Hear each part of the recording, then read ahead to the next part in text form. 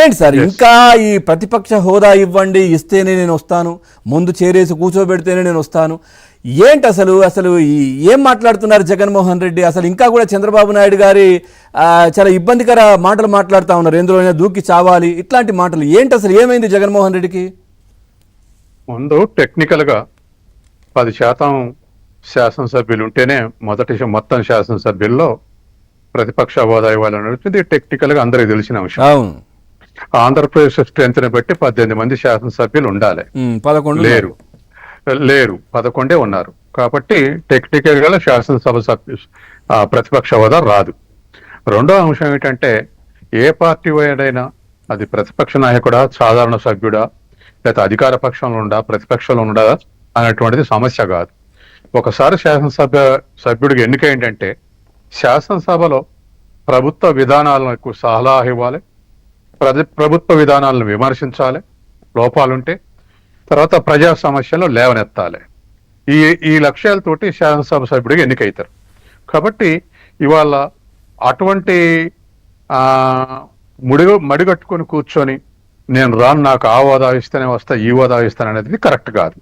తర్వాత గతంలో ఉమ్మడి ఆంధ్రప్రదేశ్లో స్టాల్వర్డ్స్ ఉన్నటువంటి వాళ్ళు ఎవరు కూడా ప్రతిపక్ష హోదాలు ఉంటాం కానీ లేదా 10 మంది 20 మంది ఉంటాం కానీ లేదు. మీరు ఎప్పుడైనా శాసనసభలో చర్చలంటే ఏ వెంకయ్య నాయుడు, జైపాల్ రెడ్డో, ఓంకారో ఇటువంటి పేర్లని గుర్తొస్తాయి. అవును, ఎందుకంటే వాళ్ళు కొన్నిసార్లు కొన్ని ప్రభుత్వ లోపాలు లేదా కొన్ని స్కాండల్స్ బయట పెడితే మంత్రులు రాజీనామా చేయాల్సి వచ్చింది. తర్వాత మంత్రులు జవాబులు చెప్పలేక నోట నీళ్లు నవలాల్సి వచ్చింది. కాబట్టి సమస్యల్ని స్టడీ చేయాలి, వాటిని లేవనెత్తాలి, ప్రభుత్వాన్ని కార్నర్ చేయాలి. లోపాలు ఉన్నటువంటిప్పుడు వాళ్ళు డిఫెన్స్ లో పడతారు తప్ప అట్లా కాకుండా నాకు అట్లయితేనే వస్తా, ఇట్లయితేనే వస్తా అని లేకపోతే ఈ హోదా ఇస్తేనే వస్తాను అనేది కరెక్ట్ కాదు. గతంలో అనేక అనుభవాలు ఉన్నాయి, అనేక మంది స్టాల్వర్డ్స్ ఉన్నారు.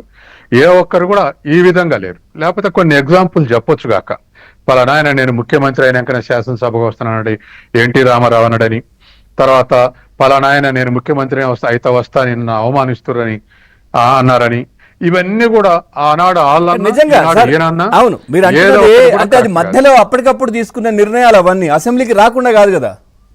ఎస్, కాబట్టి ఇవాళ శాసనసభలో చర్చలు జరగకుండా, దాంట్లో పాల్గొనకుండా ఇంకా ఏ సమస్య చెప్పినా, ఏ ముచ్చట చెప్పినా ప్రజలు హర్షించారు, క్రెడిబిలిటీ. సార్ మీరు అంటున్నట్టు కానీ ఆ సభ్యులు ఎవరైతే ఆ శపథమో వాగ్దానమో అది చేసి బయటకు వచ్చిన వాళ్ళే తప్పించి మిగతా సభ్యులు అయితే వచ్చారు కదా. ఆ వ్యక్తి ఒకరే రాలేదు. ఇప్పుడు ఎన్టీఆర్ గారు ఒకరే రాలేదు, చంద్రబాబు నాయుడు గారు ఒకరే రాలేదు, కానీ మిగతా వ్యక్తులు అయితే వచ్చారు. అందుకే సమర్థించుకోవటానికి అటువంటివి చెప్పడం కరెక్ట్ కాదంటున్నా. అదే కదా, చర్చలకు రావాలి, లేవనెత్తాలి సమస్యలు, ప్రభుత్వాన్ని అవసరమైతే కార్నర్ చేయాలి, తప్పులు పెట్టాలి, ఏదైనా లోపాలు ఉంటే ఎత్తి చూపాలి. అప్పుడు మాత్రమే ప్రభుత్వం డిఫెన్స్ లో పడుతుంది. డెమోక్రసీకి ప్రజలు ఏమైతే ఆశించారో అది వనగూరుస్తుంది. తర్వాత ప్రజలు గుర్తిస్తారు కదా సార్, అప్పుడు కదా. డెఫినెట్ గా కాబట్టి ఆ ఆస్పెక్ట్ లో ఆలోచించాలి తప్ప ఈ పొలిటికల్ వెంజెన్స్ తోటి శాసనసభ అనేది స్టాట్యుటరీ బాడీ, ప్రైవేట్ బాడీ కాదు.